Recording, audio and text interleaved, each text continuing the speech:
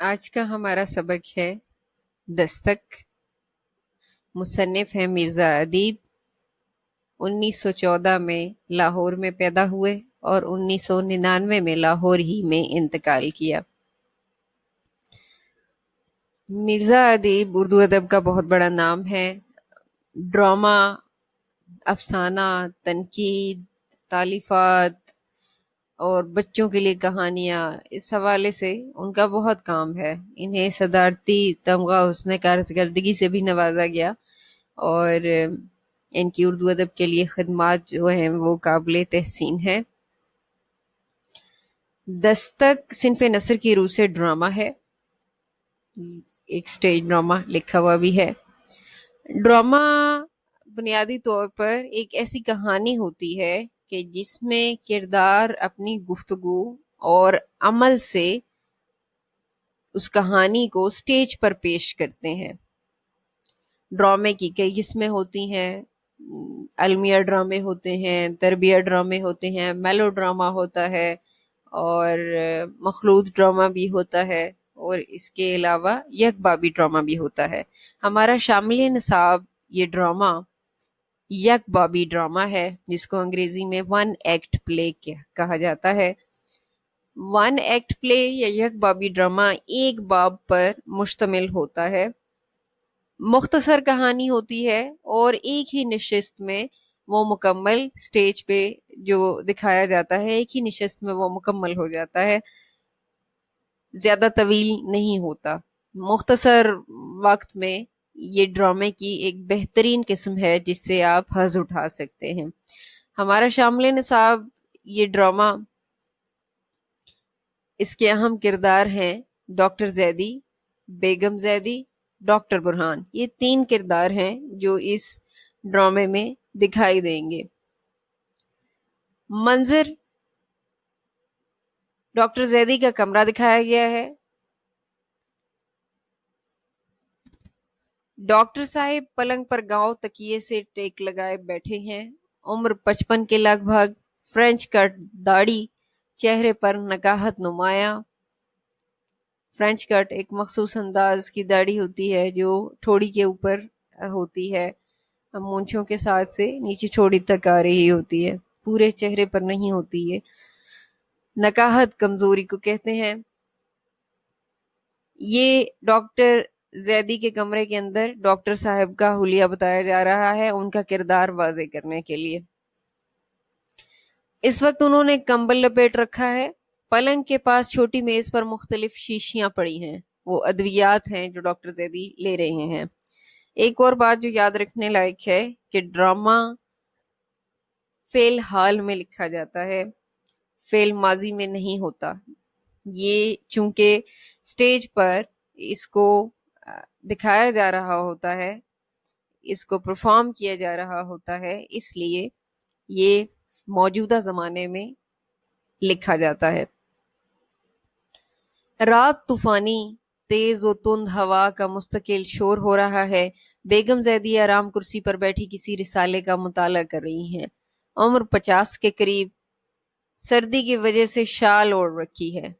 بیگم زیدی 50 برس ان کی عمر ہے، سردی کا موسم ہے، طوفانی رات ہے اور تیز و تند ہوا ہے اور شال اوڑھی ہوئی ہے بیگم زیدی نے۔ ڈاکٹر کسی سوچ میں ڈوبے ہوئے ہیں، ڈاکٹر زیدی کی بات ہو رہی ہے۔ یکایک اچانک ان کی نظر سامنے دروازے پر جا پڑتی ہے جس پر نیلے رنگ کا پردہ پڑا ہوا ہے۔ بیگم انہیں دیکھتی ہیں اور پھر رسالے کی ورق گردانی کرنے لگتی ہیں۔ ورق گردانی، ورق الٹنا، سرسری سا جائزہ لینا۔ ڈاکٹر صاحب کچھ کہتے ہیں مگر بہت آہستہ، صرف ان کے ہونٹ حرکت کرتے دکھائی دیتے ہیں، پھر کمبل اپنے جسم سے ہٹانے لگتے ہیں۔ بیگم کی نظر پڑتی ہے۔ اب آگے سے کرداروں کے درمیان براہ راست مکالمے شروع ہو جائیں گے۔ یہاں تک سٹیج کا منظر دکھایا گیا ہے اور کرداروں کی چیدہ چیدہ خواص بتائے گئے ہیں۔ آگے سے مکالمہ شروع ہوتا ہے۔ بیگم کہتی ہیں ڈاکٹر زیدی سے، کیا ہے زیدی؟ دستک سنی؟ دستک سنی نہیں تم نے؟ ڈاکٹر صاحب کے ہاتھ رک جاتے ہیں. ہو تو سنو بھی، کہاں ہے دستک؟ کہاں ہے دستک؟ یہ کیا کہہ رہی ہو تم؟ دیکھو تو جا کر، کوئی آیا ہے دروازے پر، کوئی کھٹکھٹا رہا ہے دروازہ. کوئی نہیں ہے. صاف آواز آ رہی ہے. نہیں جانا چاہتی تو میں خود. ڈاکٹر صاحب کمبل ہٹانے لگتے ہیں یہ کہتے ہوئے. ڈاکٹر صاحب کا اصرار ہے کہ دروازے پر دستک سنائی دیتی ہے، جبکہ بیگم زیدی کو کوئی دستک سنائی نہیں دے رہی، اور وہ بھی اپنی بات پر مصر ہے کہ کوئی دستک ہے ہی نہیں. وہم ہے ڈاکٹر زیدی کا. بیگم رسالہ کرسی پر رکھ کر اٹھتی ہیں اور ان کی طرف آتی ہیں. جب ڈاکٹر صاحب دروازے کی طرف جانے کے لیے کمبل ہٹاتے ہیں تو بیگم بھی کرسی پر سے اٹھ جاتی ہیں اور ان کی طرف چلی آتی ہیں تاکہ وہ بستر سے نیچے نہ اتریں، کیونکہ وہ بیمار ہیں. کیا کر رہے ہیں آپ؟ دیکھتا ہوں دروازے پر کون ہے، تم تو جاتی ہی نہیں. مہربانی کر کے بیٹھے رہیے، دروازے پر کوئی بھی نہیں ہے. تو یہ دستک؟ بیگم ان کے گرد کمبل لپیٹنے لگتی ہے اور ساتھ ہی کہتی ہیں، تیز ہوا کا شور ہے. تیز ہوا دروازے پر دستک دیا کرتی ہے؟ تم جا کے دیکھو تو ذرا. وہ ابھی بھی اصرار کر رہے ہیں. ڈاکٹر زیدی کے دروازے پر جا کر ایک دفعہ صرف دیکھاؤ. بیگم کہتی ہیں، میں کہتی ہوں کوئی نہیں ہے، خواہ مخواہ پریشان ہو رہے ہیں. ذرا سنو تو. صاف، بالکل صاف. دستک نہیں تو اور کیا ہے؟ آپ کا وہم ہے. دیکھو اب زیادہ زور سے ہونے لگی ہے. یہ وہم ہے کیا؟ پھر اٹھنے کی کوشش کرتے ہیں. بیگم ان کا ہاتھ پکڑ لیتی ہے اور ساتھ ہی ان سے مخاطب ہو کر کہتی ہیں، خدا کے لیے لیٹے رہیے. آپ تو خود ڈاکٹر ہیں، ڈاکٹر ہو کر ایسی حرکتیں کر رہے ہیں. اپنی حالت کا کچھ تو خیال کریں. تم ایک مرتبہ جا کر دیکھ نہیں آتی؟ میں جانتی ہوں دروازے پر کوئی نہیں، خیر دیکھ آتی ہوں. یوں سر کو جنبش دیتی ہیں جیسے اس کام کو بیگار سمجھ رہی ہیں. دروازے کی طرف جاتی ہیں. جنبش دینا، حرکت دینا. سر کو جھٹکتی ہیں وہ. بیگار، بیگار کا مطلب ہوتا ہے بغیر معاوضے کے جو مزدوری ہوتی ہے. وہ تنگ آ کر، ایسا لگتا ہے ان کے رویے سے کہ یہ دستک اور دروازے پر بار بار جا کر دیکھنا یہ معمول بن چکا ہے. دروازے کی طرف بہرحال وہ جاتی ہیں کہ کہیں ڈاکٹر صاحب خود اٹھ کر دروازے پہ نہ پہنچ جائیں. زیدی انہیں ٹکٹکی باندھے دیکھتے رہتے ہیں. ٹکٹی ہوئی باندھے دیکھنا، مسلسل دیکھنا.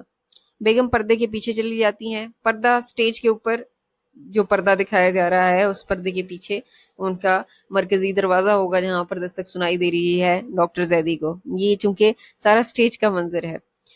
2-3 لمحوں کے بعد پردے سے باہر آتی ہیں. کون ہے؟ زیدی ان سے پوچھتے ہیں.